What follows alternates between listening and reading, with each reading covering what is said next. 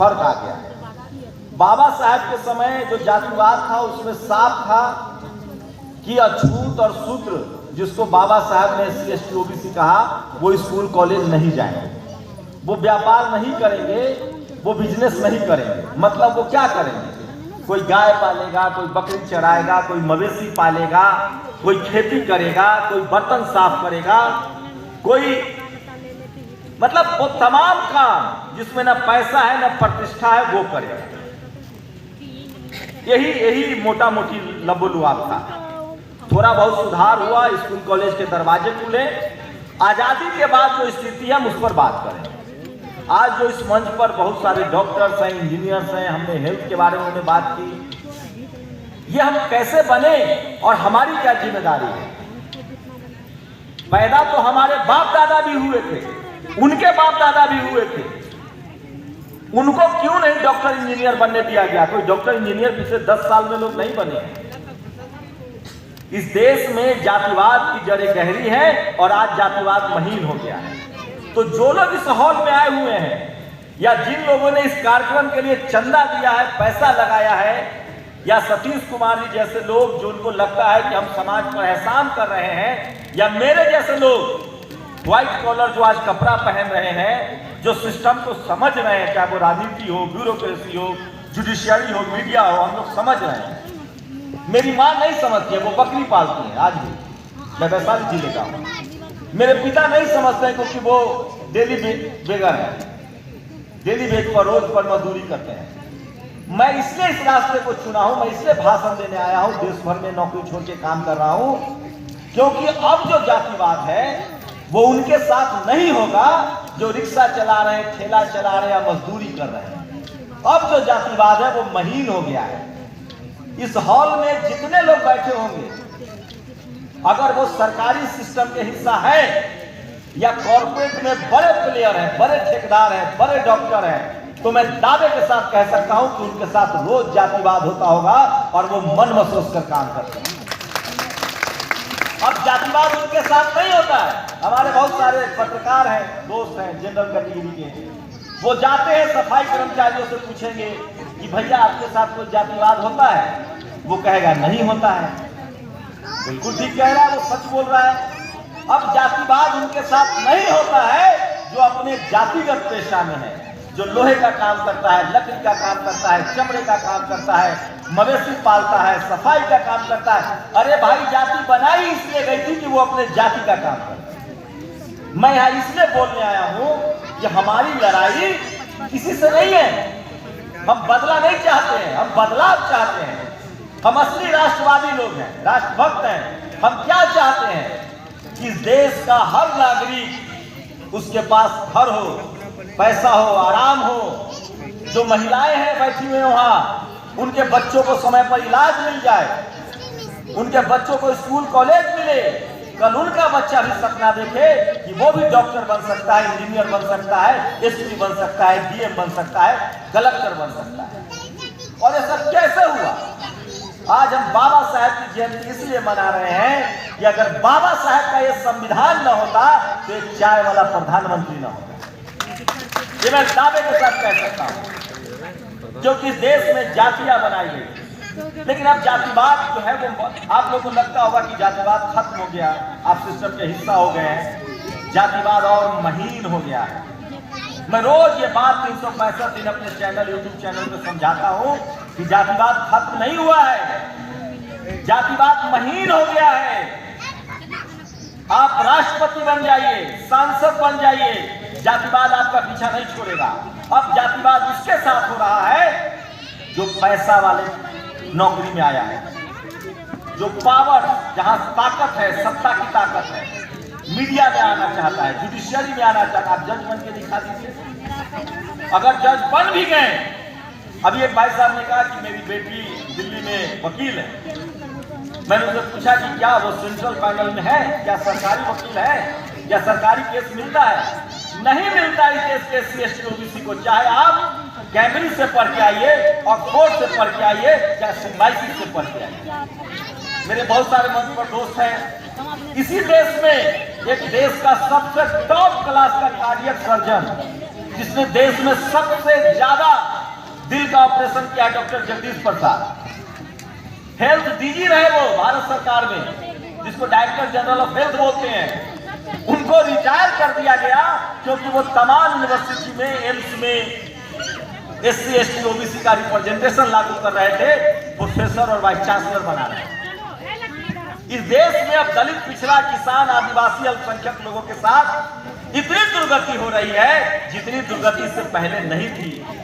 आप चपरासी से लेकर चीफ जस्टिस तक पहुंच जाइए, आपकी वहां बहुत दुर्गति की जाती है कि या तो आप नौकरी छोड़ दीजिए, या आप IPS तुरंत की तरह सुसाइड कर दीजिए, या आप उनकी रोज चाकरी कीजिए। आप आत्मसम्मान से नहीं जी सकते। और आप लोग जो है बैठे हुए हैं, आप जो है आए हैं और ये भाषण सुन रहे हैं, अपना खर्चा करके आए हैं, आप अपने नस्लों को बचा रहे हैं। हम लोग किसी पर एहसान नहीं कर रहे हैं। मैं जो ये भाषण दे रहा हूँ, मेरे ऊपर इनकम टैक्स की रोज FIR तमाम चीजें होती है। मुझे नहीं है घबराना, क्योंकि मैं उस बात को मान गया हूँ कि पहली पीढ़ी मारी जाएगी, दूसरी पीढ़ी जेल जाएगी, तीसरी पीढ़ी को सम्मान मिलेगा।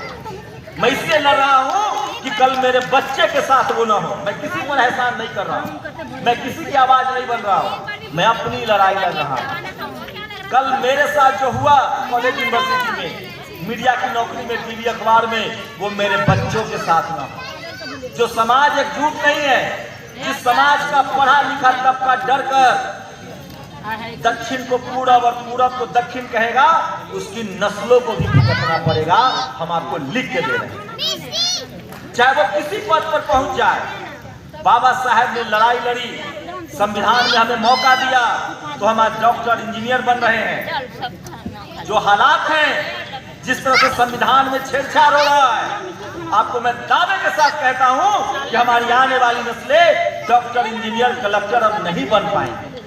आप पूछिए डॉक्टरों से, MBBS की पढ़ाई प्राइवेट में कितनी महंगी कर दी गई है, और प्राइवेट के अलावा उसको मतलब पब्लिक सेक्टर के मेडिकल कॉलेजेस को लगभग तालाबंदी किया जा रहा है। सेंट्रल यूनिवर्सिटी बंद हो रहे हैं। हाँ, सोचिए, जब दलित पिछड़ा पढ़ने लगा तो सरकारी स्कूल बंद हो रहे हैं। अब नहीं पढ़ता, हम जैसे लोग जो मजदूर के बच्चे हैं, अब वो नहीं जा सकते हैं सेंट्रल यूनिवर्सिटी में। हम सरकारी स्कूल ही बंद हैं। आप दाल हैं तो जातिवादी सोच के लोग पात हैं। और मैं झूठ नहीं बोलूंगा, अगर बाबा साहेब आज होते तो वो यही बात कर रहे होते।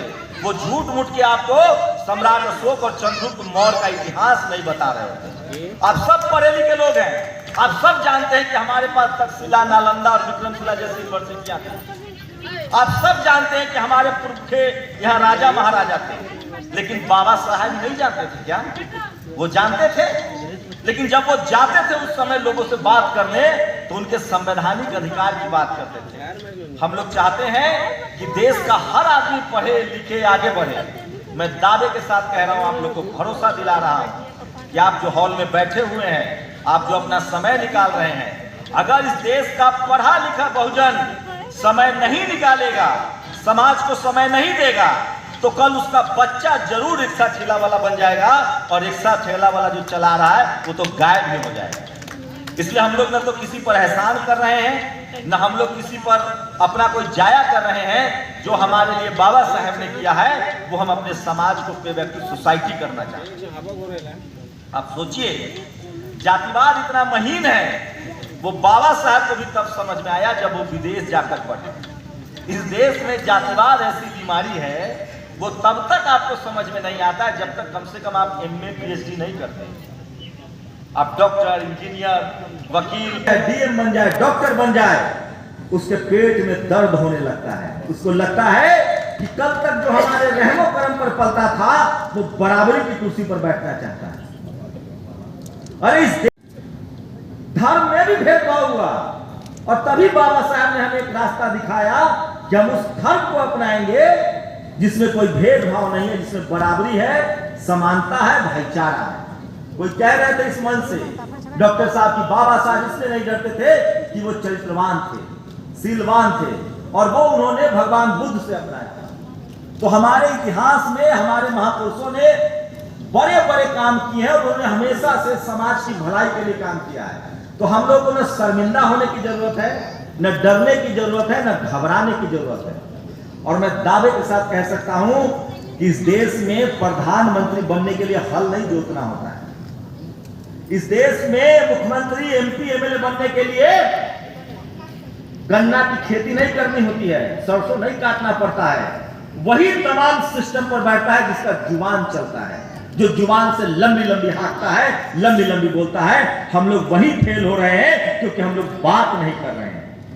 मुझे खुशी मिली, खूब बोलिए, जोर से बोलिए, आपको हटाए तब भी बोलिए, क्योंकि हमारी नस्लें 1000 साल से गूंगी और बहरी थी, उनको बोलने ही नहीं दिया गया।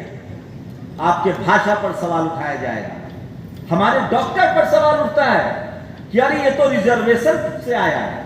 बताइए, जो लोग ये कहते हैं उनको इतना बेसिक नहीं पता है कि दाखिले में रिजर्वेशन है। जब उसका एमबीबीएस या एमडी में दाखिला हो जाता है तो उसको भी सेमेस्टर पास करना होता है, जैसे सब बच्चे करते हैं। इतना अंधविश्वास है इस देश में, इतना कुमगज है। बाबा साहब आज होते तो आज जो हालात हैं हमारे, उससे लड़ रहे होते। मैं जो देख रहा हूं, मैं जो एक पत्रकार के तौर पे कॉलेज यूनिवर्सिटी में जा रहा हूं, हमें हर घर में फूले पेरियार अंबेडकर की जरूरत है। जो करके गए हैं, आज हम डर गए हैं, सहम गए हैं, हम बोल नहीं रहे हैं, हम कहीं ना कहीं अपनी अपनी पोटली बचा रहे हैं। मैं बता रहा हूं आप लोगों को, जिस दिन ये संविधान खत्म हो गया, जिस दिन जातिवादी मनुवादी सोच के लोग सत्ता के शीर्ष पर बैठ गए, उस दिन आपके थाली से निवाला न छीन लिया गया तो हमारा नाम बदल दीजिए। अरे जिनको, आपको क्या लगता है वो हमें मारना चाहते हैं? नहीं, वो हमें जिंदा रखना चाहते हैं, सस्ता मजदूर बनाकर। कुछ लोग जो हैं अमेरिका में रहते हैं, लंदन में रहते हैं, वहां वो बढ़िया से मजा लेंगे, खाएंगे। संजोग से उनका टॉयलेट खराब हो गया या नल खराब हो गया या कोई काम आ गया, उसके बाद वहां घंटे में डॉलर का पेमेंट करना होता है। 1 घंटे में कोई मैकेनिक आएगा, प्लम्बर आएगा या सफाई वाला आएगा तो कम से कम $100 लेगा, मतलब 9000 रुपए 1 घंटे का। तो ये जानते हैं लोग क्या बात करते हैं, जो जातिवादी सोच के लोग हैं? यार इससे अच्छा तो भारत था यार, 9000 में तो पूरा महीना इसको काम करवाते हैं। और इसीलिए वो चाहते हैं कि हमें मुफ्त का मजदूर बना के रखे। दुनिया में सफाई कर्मचारी है, दुनिया में प्लम्बर है, दुनिया में कारपेंटर है, लेकिन वो सम्मान की जिंदगी जी रहा है। यहाँ जाति बनाई गई थी कपड़ा धोने वाला, यहाँ जाति बनाई गई थी लोहा काटने वाला, लकड़ी काटने वाला, चमड़ा काटने वाला, और उसको ऐसा बनाया गया था कि वो पीढ़ी दर पीढ़ी लाचार और बेबस और मजदूर रहे। उसके शरीर पर न कपड़ा हो, न सर पर छत हो, और न उसका पास मान सम्मान हो। ये सब अधिकार हमें बाबा साहब ने दिलाया है, आप लिख लीजिए, और कोई नहीं लड़ा है हमारे लिए। इसलिए हम बाबा साहब के वैचारिक संतान हैं और इसलिए उनका गुणगान कर रहे हैं। लेकिन आज कोई बाबा साहब नहीं आएंगे बचाने। उनका संविधान और एक वोट की ताकत है हमारे पास। जिस दिन वोट की ताकत चली गई और वो जा रहा है, आप डाल है तो वो पात है। जिस दिन वोट की ताकत चली गई, आपको 5 किलो राशन भी नहीं मिलेगा इस देश में। लिख, ऐसे हैं लोग यहाँ।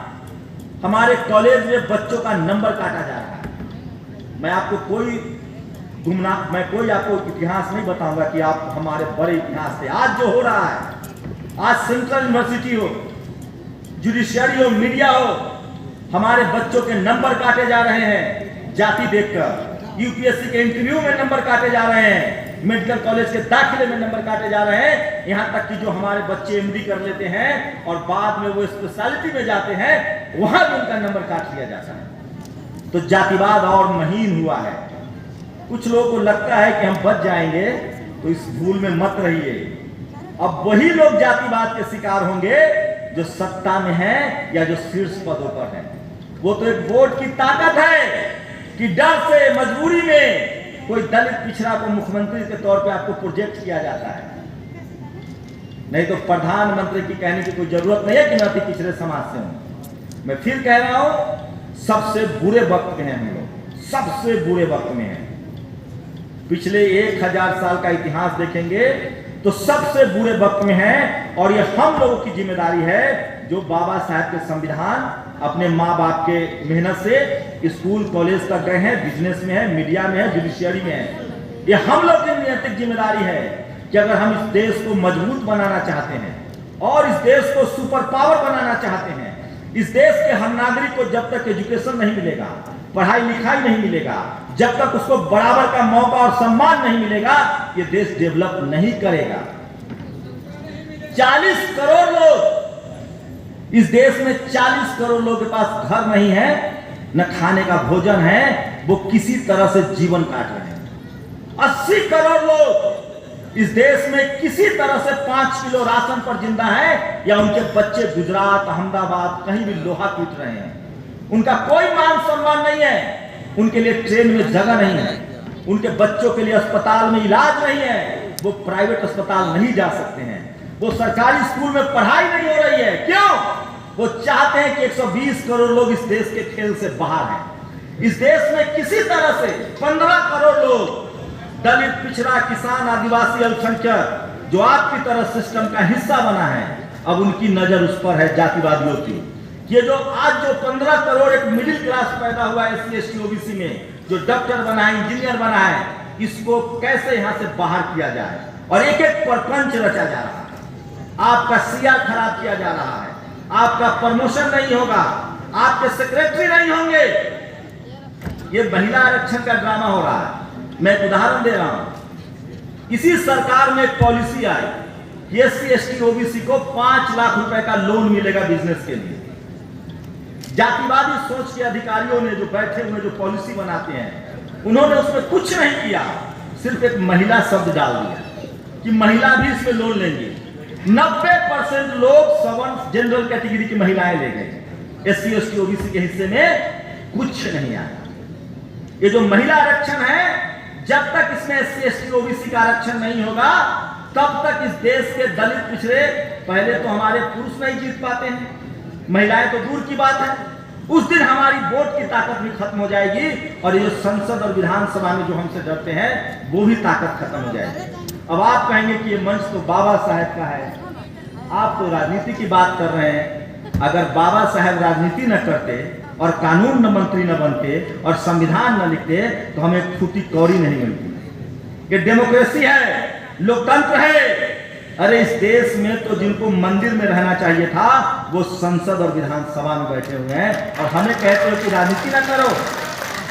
इस देश के हर बहुजन को 24 घंटा 365 दिन, अगर आप पढ़े लिखे हैं, आपकी राजनीतिक और सामाजिक समझ है, और अगर आप राजनीति नहीं कर रहे हैं, तो आप समाज को भी धोखा दे रहे हैं, देश को भी धोखा दे रहे हैं, और अपने आने वाली नस्लों को भी धोखा दे रहे हैं। इतना डर के मत जिंदा रहिए। मैं साफ कहता हूं मंचों से, मेरे माँ बाप भी चिंतित होते हैं, ये क्या कर रहे हो तुम। मैं उनको कहता हूं कि मेरी लड़ाई इज्जत से मौत की है, मैं जलालत की जिंदगी मुझे मंजूर नहीं। और यही बाबा साहब ने हमें रास्ता दिखाया है। हमें बाबा साहब का विचार और उनका दिया संविधान ही बचाएगा। हम सब अगर मिलकर संविधान को बचाएंगे, तभी संविधान हम सबको बचाएगा, और तभी ऐसी महफिलें सजेंगी, तभी ऐसे मंच सजेंगे। तो जो आज हालात हैं, 10 साल और रुक जाइए, 10 साल में इस देश के SC ST OBC अगर खेल से बाहर नहीं हो गए, तो जिंदा रहा तो मैं फिर भी मिलूंगा, क्योंकि मैं देश भर में घूमता हूं। बिहार हो, कर्नाटक हो, तमिलनाडु हो, गोवा हो, केरल हो, कहीं चले जाइए। क्या बात है कि दलित पिछड़े के पास जमीन नहीं है। अरे शहर तुम्हारा, सारी नौकरी तुम्हारी, सारा बिजनेस तुम्हारा, सिनेमा, क्रिकेट, स्पोर्ट्स सब तुम्हारा। इस देश के 90% लोगों में मेरिट नहीं है। कहते थे कि आरक्षण खराब चीज है, जब उनको आरक्षण मिला तो गट से ले लिए, और वही लोग आज कह रहे हैं कि नहीं, महिलाओं को आरक्षण मिलना चाहिए। लेकिन दलित, पिछड़े, किसान, आदिवासी, अल्पसंख्यक महिलाओं को आरक्षण नहीं मिलना चाहिए। हमारे बहुत लोग कहते हैं कि आप सिर्फ दलित पिछड़ों की बात करते हैं। अरे डॉक्टर बीमार का नहीं इलाज करेगा। बाबा साहेब किसकी बात कर रहे हैं? बाबा साहेब किसकी बात कर रहे थे? आज बाबा साहेब की जयंती मना रहे हैं। बाबा साहेब के विचार से मुझे 2 ही चीज मिला है, एक एजुकेशन और दूसरा बोलने की ताकत, पढ़ने की ताकत और लिखने की ताकत। और जो आदमी अपने समाज के प्रति, अपने देश के प्रति ईमानदार नहीं है उसका जीना क्या और उसका मरना क्या। बाबा साहब ने कहा है जिंदगी लंबी नहीं शानदार होनी चाहिए।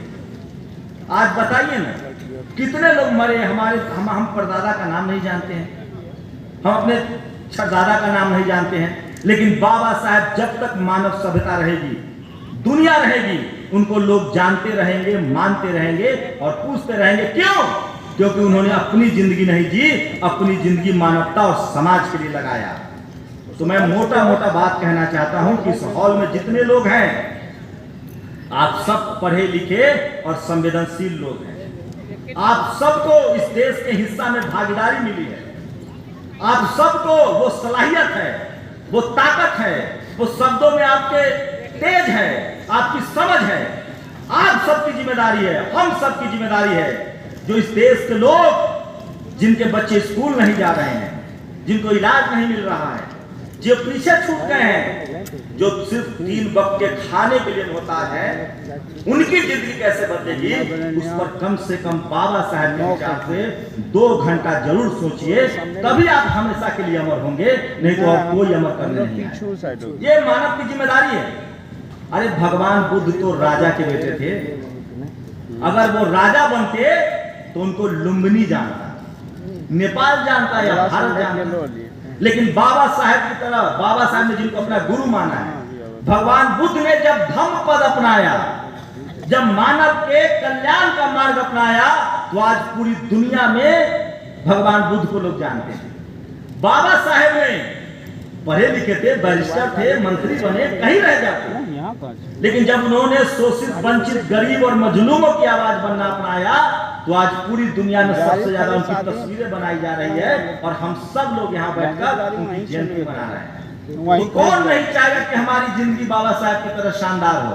बस करना क्या, हम बाबा साहब नहीं कह रहे कि अपना परिवार छोड़ दो, बाल बच्चा छोड़ दो। हम लोगों की नैतिक जिम्मेदारी है कि जिस समाज में, जिस देश में पैदा हुए हैं, वहां जो दिक्कतें हैं उसको एड्रेस करें, उसके बारे में बात करें। और ये डर जो है ना, डर के आगे जीत है। जब तक हम डरते रहेंगे और पाला बदलते रहेंगे, अगर नाव में छेद है तो सभी डूबेगा। तो शुक्रिया डॉक्टर साहब, आपने वो रिस्क लिया और आप संगठन चला रहे हैं, समाज के लिए समय दे रहे हैं। आप भाई बहनों की जोड़ी को हमेशा से किसी की नजर न लगे और आप ऐसे ही काम करते रहे। और मैं फिर कह रहा हूं, इस हॉल में जितने लोग बैठे हुए हैं, एक भागलपुर जिला और एक बिहार को बदलने के लिए काफी है। डर खत्म कीजिए, अपने हिसाब से आज से समाज के लिए बोलना, लिखना और पढ़ना शुरू कीजिए। दुनिया में सबसे बड़ी शक्ति शब्दों में होती है और उसी शब्द से बुद्ध दुनिया में पहचाने गए। बाबा साहब ने उसी शब्दों को संविधान में उकेरा। और अगर हमने सिर्फ बोलना सीख लिया, लिखना और पढ़ना सोशल मीडिया का जमाना है, अगर हम अपने संवैधानिक अधिकार के लिए, देश के शोषित, वंचित, जो पीड़ित हैं, उनके लिए लिखना पढ़ना शुरू कर दिया, तो ये देश फिर से सोने की चिड़िया बनेगी और मानवता फिर से जिंदा होगा और जातिवादी, मनुवादी सोच के लोग फिर हारेंगे, क्योंकि उनका हारने का इतिहास रहा है। जीत हमेशा मानवता की होगी, इंसानियत की होगी। और ये हमने देखा है और यही बाबा साहब से हमें शिक्षा मिलती है कि जब है, जहां है, जिस हालात में है, आपको उसके बारे में ईमानदारी से विश्लेषण करना होगा। और नहीं करेंगे तो कम से कम बहुजन समाज के लोगों को, दलित, पिछड़े, किसान, आदिवासी, अल्पसंख्यक, चाहे वो किसी पद पर चले जाए।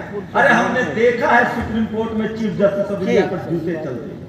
अरे हमने देखा है महामहिम राष्ट्रपति को मंदिर से बाहर दर्शन करते।